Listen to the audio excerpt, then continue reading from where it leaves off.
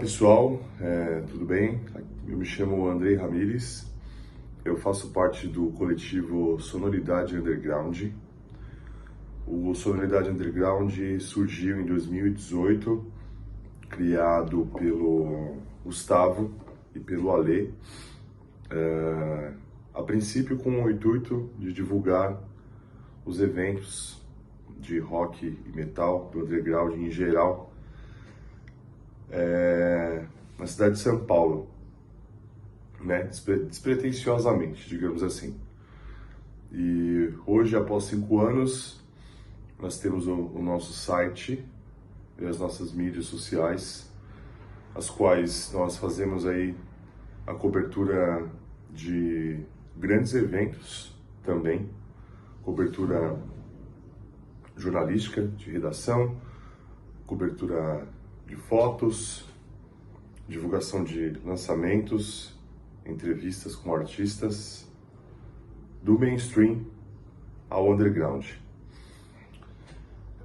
Meu primeiro contato com jornalismo musical foi em 2019. O show do Michael Graves, Michael Graves, né, ex-vocalista do Misfits, né, que infelizmente aí se enveredou por caminhos políticos não corretos, mas enfim, Misfits é a banda da minha formação. Então foi em 2019 a cobertura desse evento, onde o show aconteceu no Carioca Clube em São Paulo, e foi a primeira ocasião que eu tive aí a oportunidade de fazer uma resenha, fazer uma redação com relação à apresentação dele. Eu lembro que eu estava bem ansioso, né? Era a primeira vez, eu não sabia muito bem o que fazer. Eu tinha um conhecimento baseado nas coisas que eu consumia ao longo dos anos, né? Por gostar de rock, metal e etc. E eu lembro que eu fui escrevendo, né, no celular as impressões que eu estava tendo. Eu estava tão ansioso no dia que eu estava sem carro na época, inclusive. Eu estava no ônibus voltando para casa e eu já estava mandando a redação aí pro Gustavo, que é o nosso Big Boss aí, subir no site.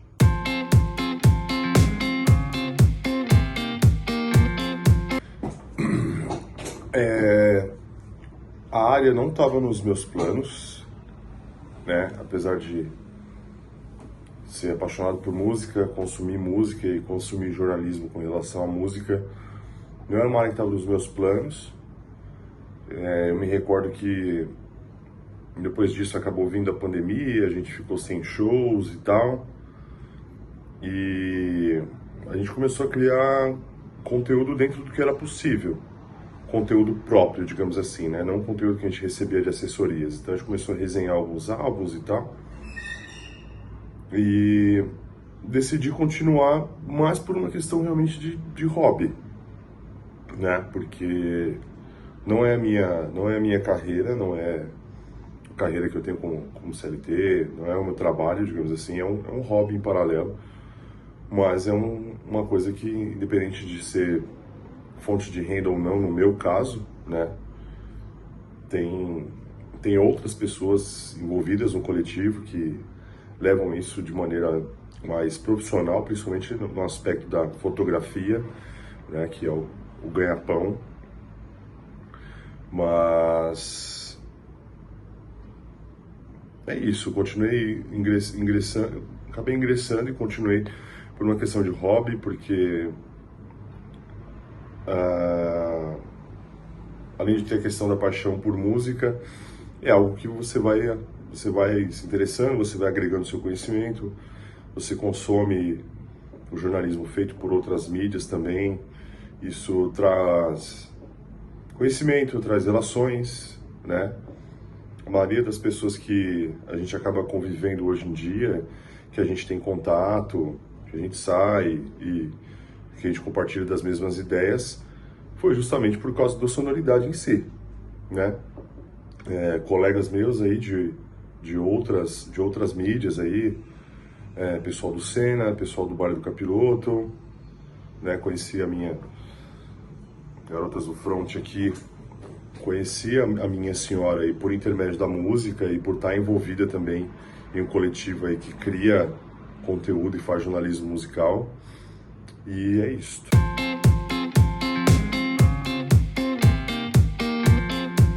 Com relação ao impacto desse tipo de conteúdo, eu posso falar um pouco com relação à sonoridade, né? Ao conteúdo que a gente faz de rock e metal e etc.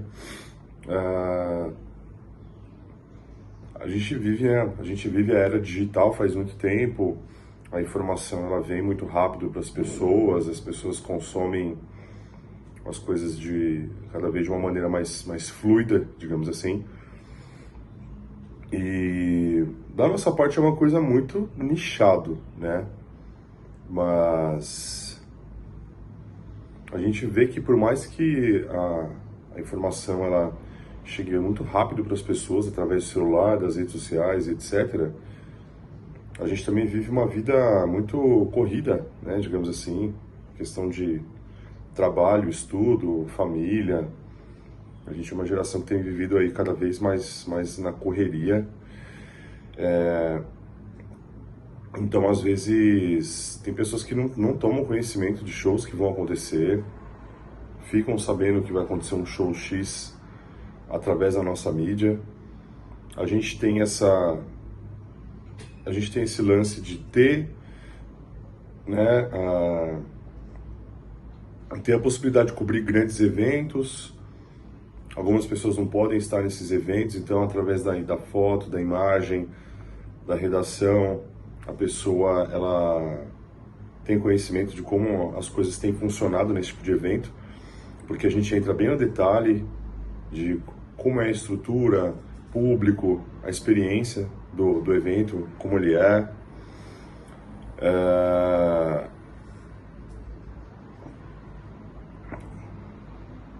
Eu acho que o impacto ele é positivo, né? Falando dessa questão de grandes eventos, por exemplo, a gente meio que linka essa possibilidade da gente ter essa visibilidade de grandes eventos para promover eventos do underground, né?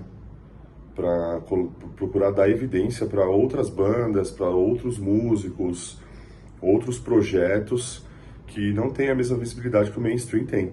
Então o algoritmo trabalha dessa forma, o algoritmo realmente ele vai entregar aquilo que é da massa, né? Que as pessoas conhecem mais e tudo, só que a gente tem essa brecha e a gente consegue linkar isso daí e dar visibilidade aí a outros eventos, outras bandas e outras propostas aí musicais menos conhecidas aí pelas pessoas.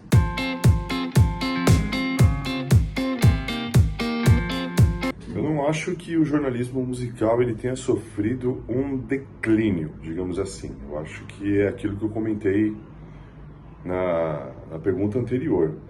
A maneira como a gente consome as coisas hoje em dia é diferente de antigamente, né? Televisão, rádio, revista física. A gente consome as coisas de maneira digital, celular, enfim. Eu não digo declínio, né? Eu digo que houveram mudanças. E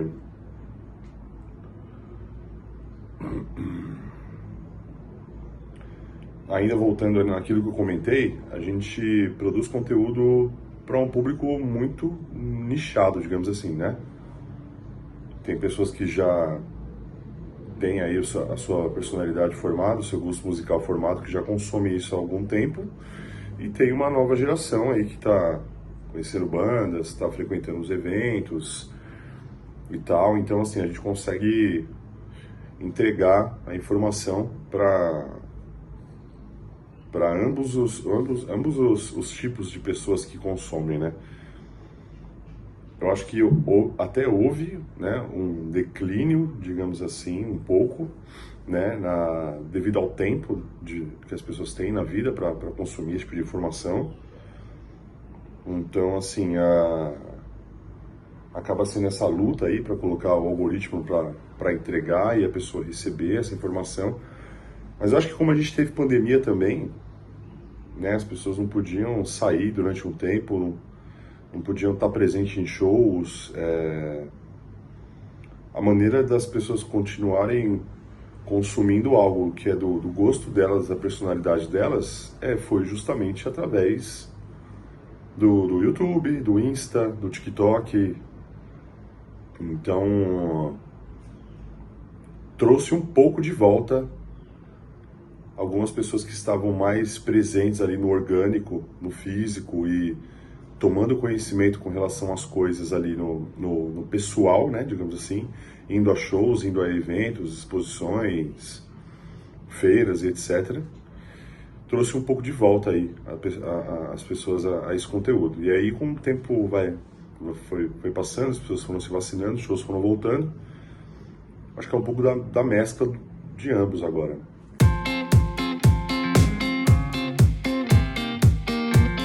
Eu não acho que os meios de comunicação de conteúdo anteriores que a gente comentou, TV, rádio, revista física, etc.,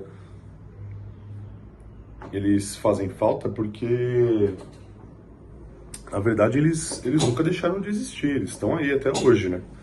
A única coisa que mudou foi que veio a ascensão das redes sociais, que colaborou para que conteúdos relevantes sobre um determinado nicho, né?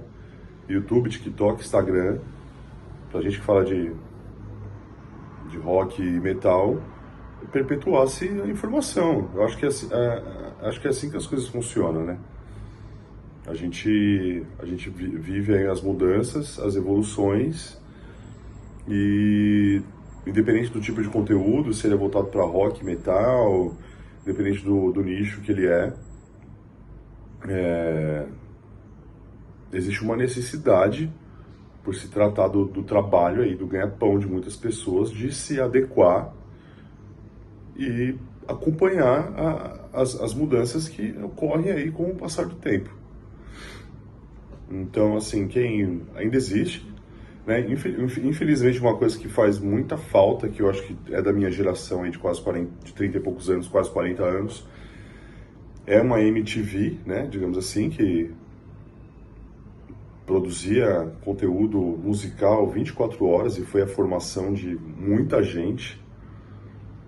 Mas aí você vê, por exemplo, a gente tem o Massari, tem o Gastão, tem o Thunderbird, que estão aí no YouTube fazendo conteúdo até hoje. E é isso, tem pra todo mundo.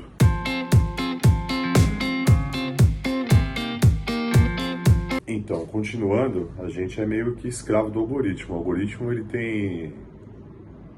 As redes sociais, a internet, ela tem ditado, né, o que é a personalidade das pessoas, né? Isso tem trazido aí muitos transtornos aí para a nossa geração de ansiedade, depressão e etc.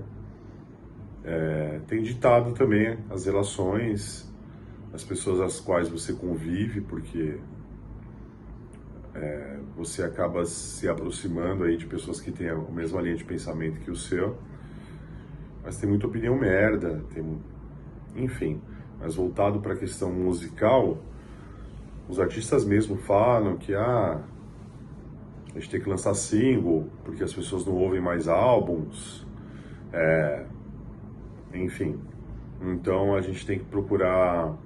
Eu sei que é difícil a gente remar contra a maré, né, digamos assim, mas eu acho que se mais pessoas tivessem essa linha de raciocínio do quanto a gente está escravizado, digamos assim, pelo algoritmo, aos poucos a gente conseguiria remar um pouco contra a maré e fazer as pessoas não consumirem música, música é arte, cara. Música é arte, é informação, é sentimento. Então, a gente poderia mudar um pouco a maneira como as pessoas consomem as coisas, para que não fosse mais uma coisa tão fútil, tão superficial, entende? Eu sei que é um pensamento muito revolucionário, digamos assim.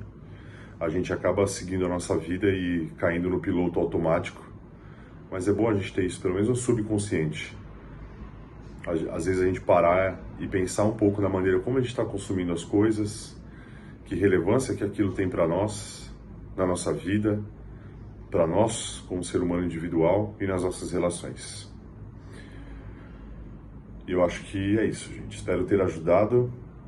Desejo sucesso na carreira de vocês.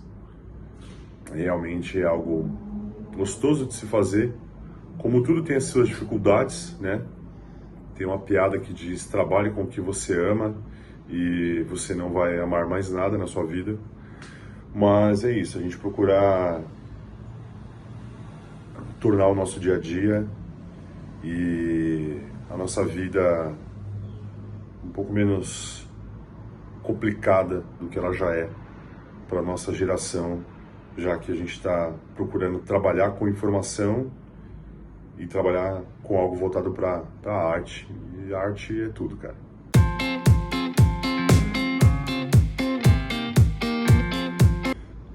Hoje o meio que eu acabo consumindo mais para me manter informado com relação é o próprio Instagram mesmo, né? Que você tem ali os anúncios de shows, os lançamentos das bandas, notícias sobre as bandas. Tem a gente, todo site, digamos assim, acho que 90% das mídias que se propõem a jornalismo musical tem Instagram, então as notícias chegam até lá, né? E se você quiser saber mais detalhes com relação àquilo, você clica no link, você vai até o site. E os próprios streamings mesmo assim de música, né? O próprio Spotify, o algoritmo ele lê o seu perfil, aquilo que você está acostumado a consumir. Então os lançamentos acabam chegando por lá, bem como o perfil das bandas que você conhece, lá tem a divulgação de agenda deles. E é isto. O YouTube em si, sinceramente, é um meio que eu tenho consumido menos.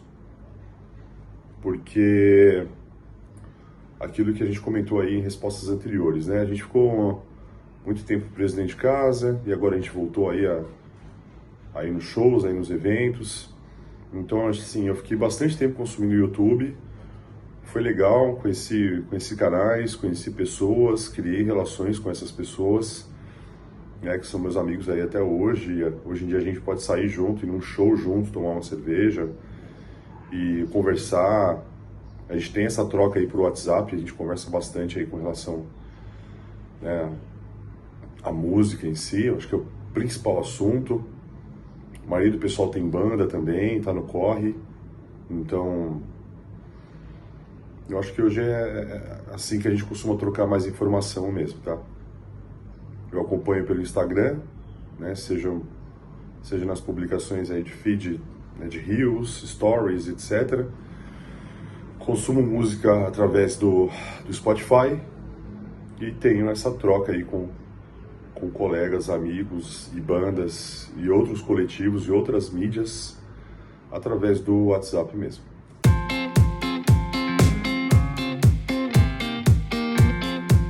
Cara, o essencial para um criador de conteúdo musical, acho que tem duas questões. Primeiro, você tem que gostar do que você está fazendo. Parece que eu estou romantizando e tal, mas você tem que gostar do que você está fazendo, porque a gente só consegue colocar a nossa atenção nos detalhes, né, quando você ouve um álbum, para você fazer uma resenha, quando você vai num show, para você pegar os detalhes. A gente só consegue dar uma real atenção aos detalhes das coisas se você está fazendo alguma coisa que você gosta, né? Mas tem uma questão também.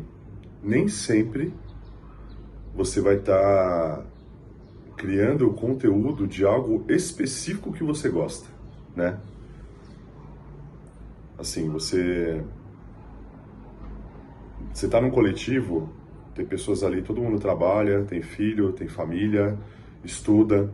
Então, assim, você vai estar dedicando um tempo seu, uma energia sua, para criar um conteúdo. Então, se você muitas vezes vai estar numa situação que não é da sua zona de conforto. Você vai para você conseguir colaborar ali, você vai estar num show que às vezes é de uma banda que você não gosta tanto, que você não conheça tanto, entendeu? Então, é isso, sem querer romantizar, você tem que gostar, você tem que procurar fazer aquilo que é do seu interesse mesmo. Você gosta de esporte? Vai falar de esporte, que é o que você entende. Você gosta de música? Vai falar de música. Você gosta de outros tipos de arte, cinema, séries, filmes, etc. Vai falar sobre isso, entende? Eu entendo que, assim, muitas vezes as pessoas que vão trabalhar, a princípio, né, você vai estagiar, para quem é o ganha-pão mesmo, assim, né? Você vai estagiar, muitas vezes em alguma coisa que não é ali, não é o que é confortável para você, não é o que é do seu interesse, mas procura adquirir conhecimento e se aperfeiçoar naquilo que você gosta, independente se você for trabalhar com isso ou ter isso como um hobby, para que você possa fazer aquilo da melhor forma possível.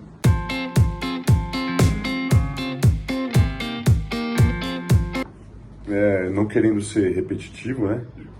Digamos assim, mas, cara, os aplicativos de streaming, a internet, eles são aliados, sim, porque é a maneira como as pessoas consomem informação atualmente, independente da geração das quais elas façam parte, né? Se é jovem, adolescente, adulto, idoso, que seja, é a maneira como as pessoas consomem informação.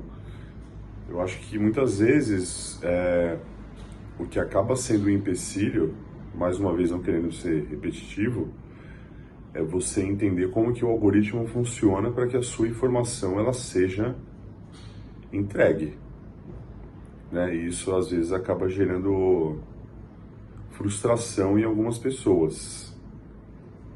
Então é isso, é você entender sobre o que você está fazendo, se você está fazendo sobre aquilo que você gosta, se está fazendo sobre aquilo que você entende, e você entender também de que maneira o conteúdo que você está criando vai gerar o interesse das pessoas.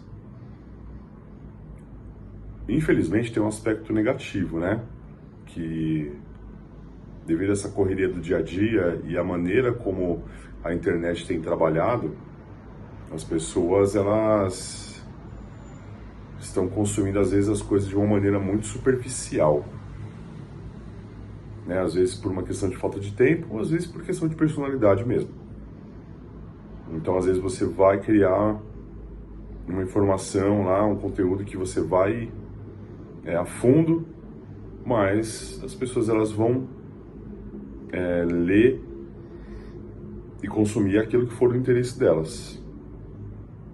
Então, é uma questão de nicho, né? Você tem que entender, eu estou falando para uma massa, a minha informação é de interesse de muitas pessoas, ou a minha informação é nichada.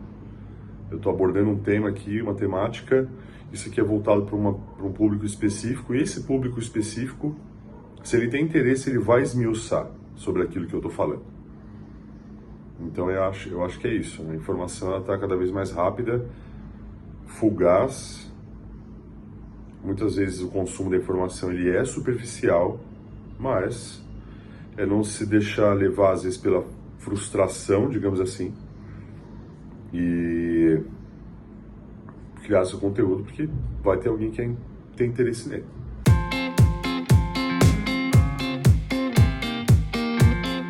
Cara, com relação ao futuro do jornalismo e conteúdo musical, a gente pode ir pelo óbvio, né? Que é isso que eu já falei uma série de vezes aqui. Realmente a internet, as redes sociais, os streamings, eles vão perdurar. A maneira como as pessoas consomem a informação, em sua maioria, vai ser de maneira digital. E assim, cara, o jornalismo, a informação, ela sempre vai ser necessária. Não vai chegar um momento que, sei lá, não vale a pena eu falar sobre isso ou aquilo, porque o ser humano ele precisa de informação, ele precisa de ter meio de comunicação e meio de receber isso daí. Então sempre vai existir um espaço voltado para isso, né? Independente da maneira como as pessoas consomem. O que a gente vai sempre passar é por adaptações sobre a forma como a gente produz conteúdo e como as pessoas estão consumindo. E aí eu volto naquilo, existe um padrão, digamos assim, já criado pelo algoritmo que vai ditando, na verdade não é nem as pessoas que ditam o algoritmo, a informação, vai moldando a característica como as pessoas consomem. Isso é uma coisa que já está, inteligência artificial, já está tudo muito intrínseco. E assim, a gente não se... Tanto a gente que cria conteúdo, quanto as pessoas que consomem, não se escravizar, digamos assim, porque eu acho que a gente realmente é escravo do algoritmo, cara. Entende? A gente recebe informação até daquilo que a gente não quer. Então, eu entendo que tem uma necessidade aí de ganhar pão, né? Você quer trabalhar, então você tem que fazer sua informação chegar a mais pessoas possíveis para que essas pessoas consumam e você possa ter um retorno financeiro com relação àquilo. Mas também tem uma questão revolucionária aí no meio, digamos assim, né? Que a gente tem que procurar quebrar um pouco isso.